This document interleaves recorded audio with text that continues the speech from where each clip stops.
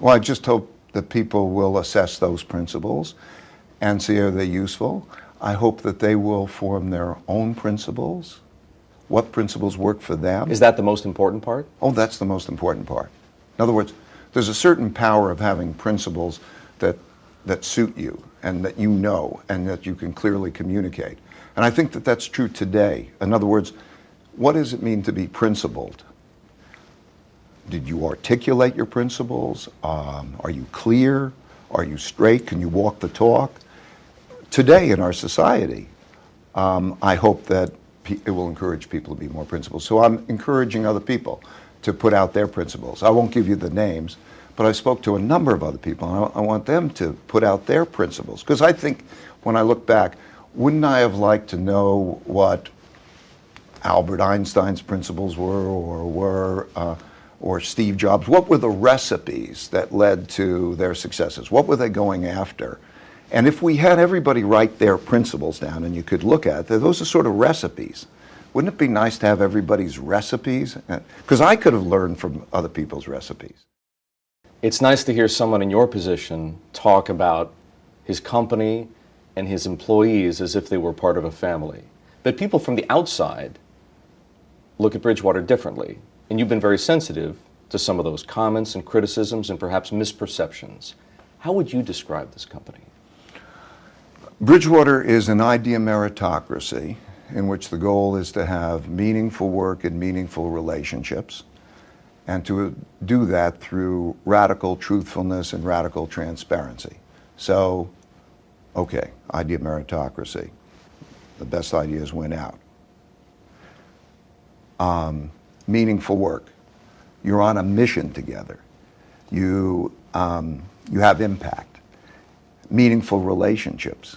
In other words, like an extended family.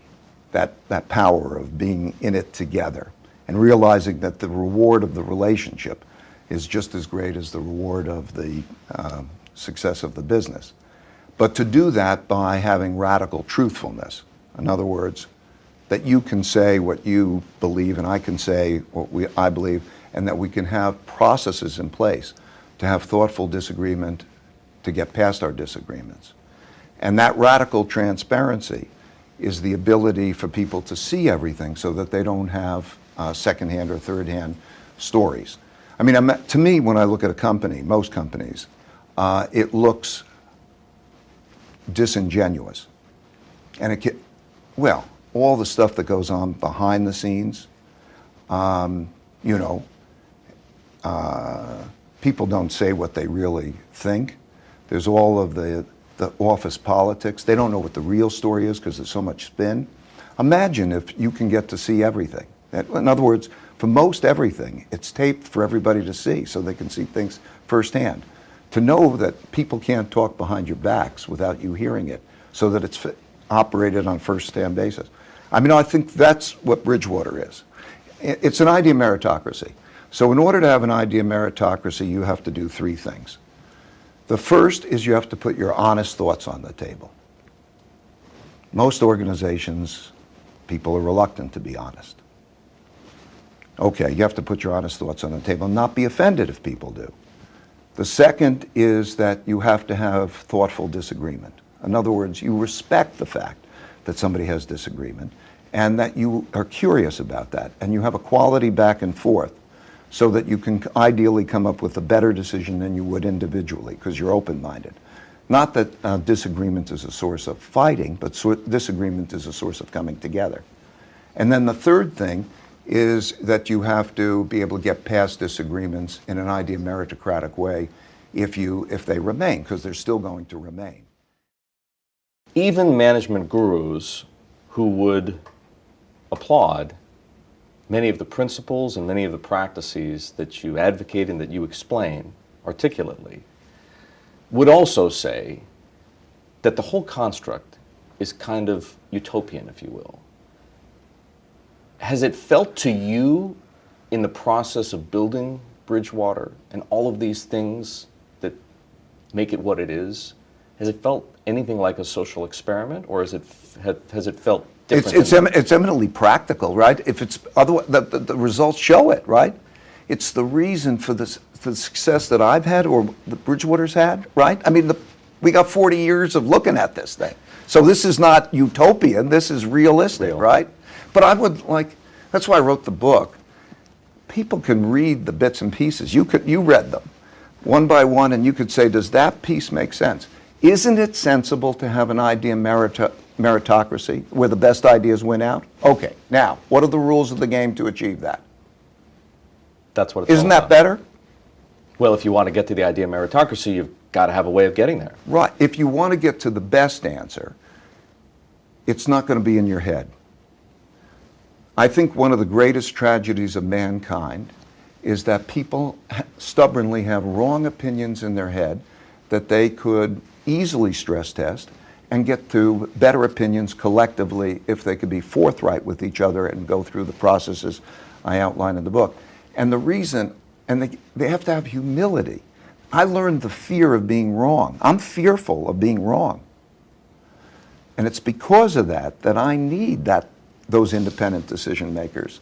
So I think it's a very practical, it's not utopian, it's practical. Much of what you describe now is an implicit and occasionally explicit critique of traditional management and traditional leadership. Tell me what's wrong with the way most companies are run? It's dishonest. It's dysfunctional. I mean, dishonest meaning you don't know what that guy's really thinking. It all goes on behind the doors. And everybody's doing their politics. Okay? So that's not an environment that encourages the ownership, the straightforwardness. Dysfunctional? When people don't know what other people are really thinking? It seems to me like what is crazy and what's normal, right? Is it crazy to be radically truthful and radically transparent with each other, to say what you mean, to work it through and to know that there's none of that games playing? Isn't it more efficient? And isn't it more straightforward? Why? It's a psychological barrier. Most people have a psychological barrier. Psychologists and neuroscientists tell me that it's because of how the brain is wired. That there's a part of our brain called the amygdala. Mm-hmm. And when we have a disagreement, there's an inclination to think that that's a fight rather than a curiosity. Okay? And so that tends to cause it. And it's also how we're raised. You know, from a very early age, the whole idea of being right is so rewarded, whereas learning from mistakes doesn't have its place, right? So a kid studies, you're smart, smart, smart, you take the examination, and okay, you do badly, but life's not like that. Life is mostly a matter of making your mistakes and knowing how to evolve past those mistakes and learn. So when I look at a traditional company, it doesn't value that learning process, that mistake base, talking about what people are really like. Nobody talks about what people are really like. Why not? Good question. Why not?